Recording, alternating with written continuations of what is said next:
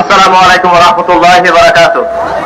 প্রিয় উপস্থিতি, আপনারা জানেন শেখ হাসিনার শাসনামলে প্রায় কয়েক হাজার মানুষ গুম এবং নির্যাতনের শিকার হয়েছিল এবং এর মধ্যে 300 জনকে গুমের পর হত্যা করা হয়েছিল।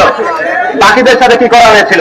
তাদের নির্যাতন করা হয়েছে, তাদের মামলা দেওয়া হয়েছে, তারপর টর্চার করে তাদের কাছ থেকে জবানবন্দি আদায় করা হয়েছে। তারপর সেই জবানবন্দির ভিত্তিতে, মিথ্যা জবানবন্দির ভিত্তিতে তাদের সাজা দেওয়া হয়েছে।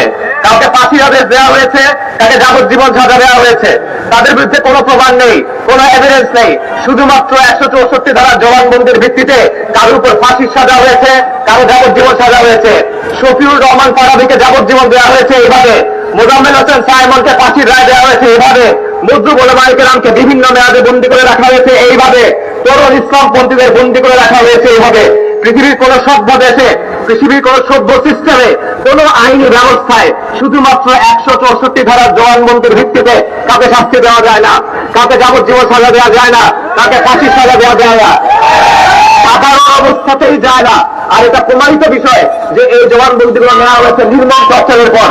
এটা আমার কথা না, আন্তর্জাতিক অপরাধ ট্রাইব্যুনালের চিফ প্রসিকিউটর অ্যাটর্নি জেনারেল তার বক্তব্যে বলেছে যে বাহিনীগুলো প্রচন্ড টর্চার করে এই বন্দীদেরকে নিয়ে গিয়ে ম্যাজিস্ট্রেটের কাছে জোর করে জবানবন্দি আদায় করেছে। তাহলে তাদের বিরুদ্ধে কোনো প্রমাণই যেখানে নাই, তাহলে সেখানে আপনারা বন্দী করে রাখছেন কিভাবে? দুঃখের বিষয়, গণঅভ্যুত্থানের পরে 1 বছর হতে চললো, কিন্তু এই মজলুমরা এখনো বন্দী, তারা এখনো নির্যাতিত, অথচ বড় বড় দলের বড় বড় নেতারা তারা বের হয়ে যাচ্ছেন। বিএনপি তারেক রহমান তিনি বেকসুর খালাস পেয়েছেন, লুৎফুজ্জামান বাবর বের হয়ে গেছেন, জামাত ইসলামীর নেতা মুক্ত হয়েছেন। তার মানে হলো যত বড় মামলা হোক, যত জটিল মামলা হোক, মুক্তি দেওয়া যায়। তাহলে এই ভাইরা কেন মুক্তি হতে পারতেছেন না? আমরা কারো মুক্তির বিরুদ্ধে না, যদি কেউ জুলুমের শিকার হন তাহলে তাদের ন্যায় বিচার পাওয়ার হক আছে। কিন্তু প্রশ্ন হলো, অধিকার কি শুধু ক্ষমতাবানদের জন্য? ন্যায় বিচার শুধু ক্ষমতাবানদের জন্য? বড় বড় দলের নেতাদের জন্য? যারা দুর্বল তাদের জন্য না? ফারাবিদের জন্য না? সাইমনদের জন্য না? ওলামায়ে কেরামদের জন্য না? মজলুম ইসলামপন্থীদের জন্য না? বনী ইসরাইলের বিধান ছিল যারা দুর্বল, তারা গুনাহ করলে, তারা অপরাধ করে তাদের উপর সাজা প্রয়োগ করত। আর যারা ধনী তারা যখন অপরাধ করত জরিমানা দিয়ে ছেড়ে দিত। চিন্তা করে দেখেন, আমাদের দেশে আওয়ামী লীগের লোকজন তারা বহাল তবিয়তে ঘুরে বেড়াচ্ছে। আব্দুল হামিদ খান প্রটোকল নিয়ে দেশ থেকে বের হয়ে গেল, তারেক সিদ্দিকে বের হয়ে গেল, ওবায়দুল কাদের বের হয়ে গেল, আরাফাত বের হয়ে গেল, তাদের লোকজন দেশে এখনো ঘুরে বেড়ায়, অথচ এই মুসলিম বন্দীরা এখনো ঢুকে ঢুকে মরছে। এটা কি ধরনের বিচার?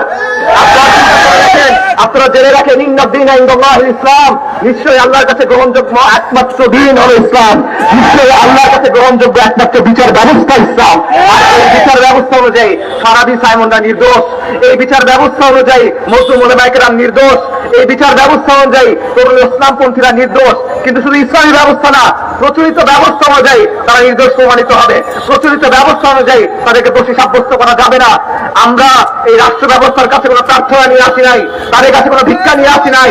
আমরা বলতেছি, তোমাদের যে নিয়ম, তোমাদের যে বিধান, তোমাদের যে সিস্টেম যা তোমরা বানাইছো, এটার নীতি তোমরা মানো, এটার প্রতি তোমরা সৎ হও।